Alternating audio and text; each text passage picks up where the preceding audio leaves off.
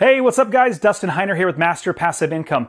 I want to talk to you today about debt to income and how debt to income can affect or, positively or negatively affect you actually buying a house.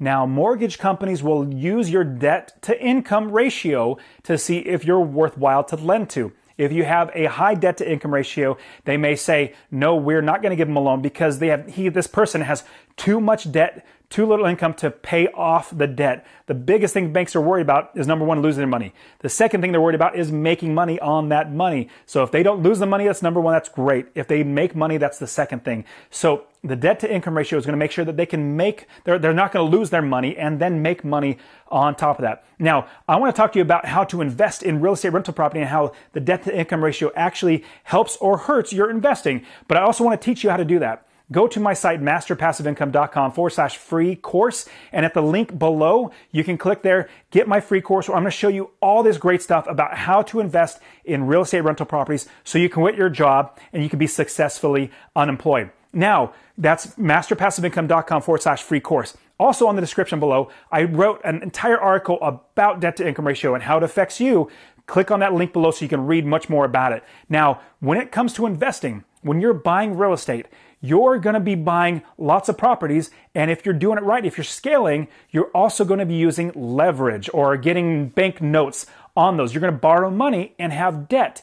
Now, as you build up debt, you want to also build up income. You don't want just debt and not income. So if you're buying properties, you want to make sure you're making enough money every single month. And here's a quick tip I'm going to give you.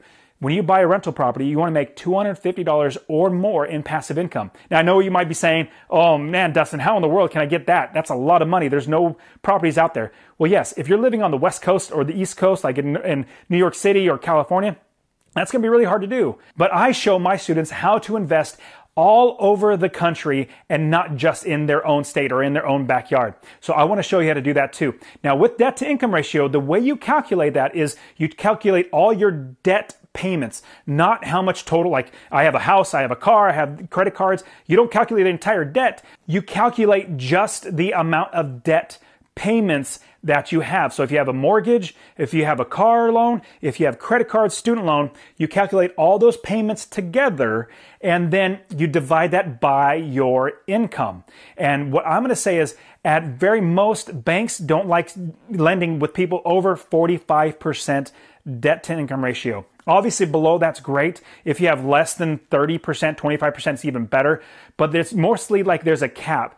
Banks don't like to get above 45%. So if you're making $4,000 a month, but you have $2,000 in loan payments that you have to pay every single month, that's 50%. That's above it. And so what you want to do is start increasing that income or getting rid of debts. So when it comes to debt to income ratio, what you try to do is lower your debt payments or increase your income, or both, in order to get your debt to income ratio down. Now, as you're buying rental properties, you're going to have more income coming in. You're going to have more debt payments, but you're going to have income that pays for those debt payments. And I want to show you how to do that. Remember, go to masterpassiveincome.com/free course to get your free course, and see below so you can see everything I wrote about this topic about debt to income ratio and how you can use it to your advantage. All right, guys, I'll see you soon in the next video. You take care of yourselves.